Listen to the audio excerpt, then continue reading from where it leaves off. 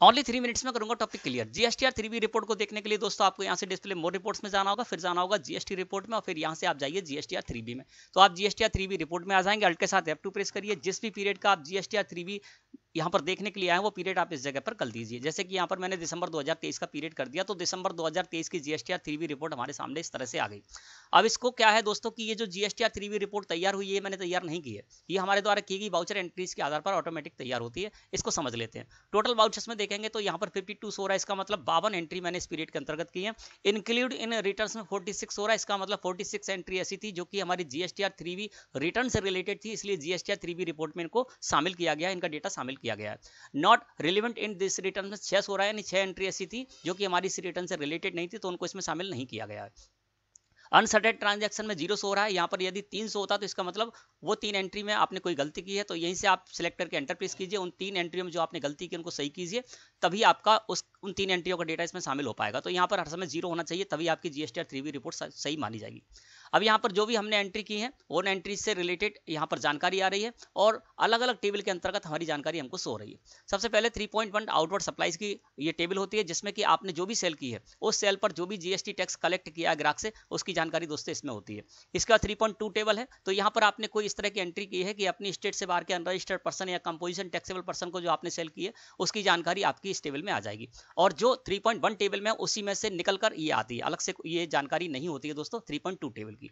इसके बाद eligible ITC की टेबल, तो आपने जो भी परचेज की इस पीरियड के अंतर्गत, तो परचेज करने पर जो आप टैक्स पे करके आते हैं वो आपकी इनपुट टैक्स क्रेडिट कहलाती है। तो इस तरह की जो भी आपने परचेज वाउचर में एंट्री की है ना, तो वो आपकी इसमें इस टेबल के अंतर्गत शामिल हो गई होंगी। और इसमें आईजीएसटी, सीजीएसटी, एसजीएसटी में वो अमाउंट्स हो रहा है जो कि आपको आईटीसी क्लेम करना है। यानी जब हम जीएसटीआर 3बी रिटर्न फाइल करने जाते हैं तो उसमें अपने आउटवर्ड सप्लाईज की जानकारी भी देते हैं, और उस पर जो हमारी टैक्स लायबिलिटी बनी है उसकी जानकारी देते हैं, और जो हमको इनपुट टैक्स क्रेडिट क्लेम करना है वो भी हम इसी रिटर्न के अंतर्गत क्लेम करते हैं। इसलिए यहाँ पर एलिजिबल आईटीसी में हमको ये अमाउंट हो रहा है। इसके बाद है 5 नंबर की टेबल।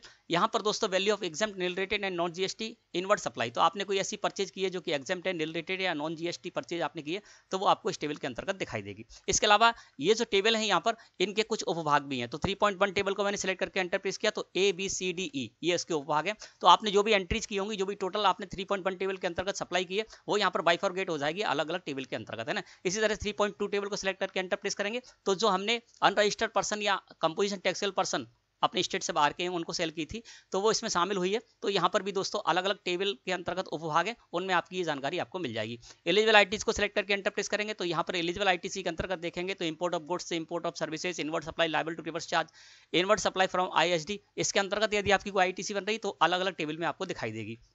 और अदर आईटीसी में आपने जो नॉर्मल परचेज की है, क्रेडिट नोट आपने यहाँ पर एंट्री की है, तो वो आपको इसके अंतर्गत दिखाई देगा। किसी भी टेबल को सिलेक्ट करके एंटर प्रेस कीजिए तो उससे रिलेटेड आपको सारी जानकारी मिल जाएगी, और एंटर प्रेस कीजिए तो आप वाउचर एंट्री तक आ सकते हैं, और यहाँ पर किसी वाउचर एंट्री को मॉडिफाई भी कर सकते हैं ना। तो इस तरह से दोस्तों अलग अलग टेबल के अंतर्गत यहाँ पर आपको अलग अलग आपकी जो एंट्रीज थी वो यहाँ पर शामिल कर ली गई जीएसटीआर 3बी से रिलेटेड है। अब क्या करते हैं दोस्तों कि इसी जीएसटीआर 3बी रिपोर्ट के आधार पर हम बेहद आसानी से अपनी जीएसटीआर 3बी रिटर्न फाइल कर पाते हैं। जब हम जीएसटीआर 3बी रिटर्न फाइल करने जाएंगे तो यहाँ से जेसन फाइल जनरेट करेंगे, और सेकंडों में जेसन फाइल के द्वारा अपना सारा का सारा जो डेटा है टेबल वाइज वो हम अपलोड कर देंगे जीएसटी पोर्टल पर, और उसके बाद बेहद आसानी के साथ हम अपनी जीएसटीआर 3बी रिटर्न फाइल कर पाएंगे। जिस तरह से हमारा डेटा जिस टेबल और जिस उप टेबल के अंतर्गत है वही टेबल हमारी जीएसटीआर 3बी रिटर्न में मिलेंगी। तो ये डेटा उन्हीं टेबल में उसी फॉर्मेट में चला जाएगा जिस फॉर्मेट में वहां पर जाना चाहिए, और बेहद आसानी के साथ हम जीएसटीआर 3बी रिटर्न इस जीएसटीआर 3बी रिपोर्ट के आधार पर फाइल कर पाएंगे। धन्यवाद।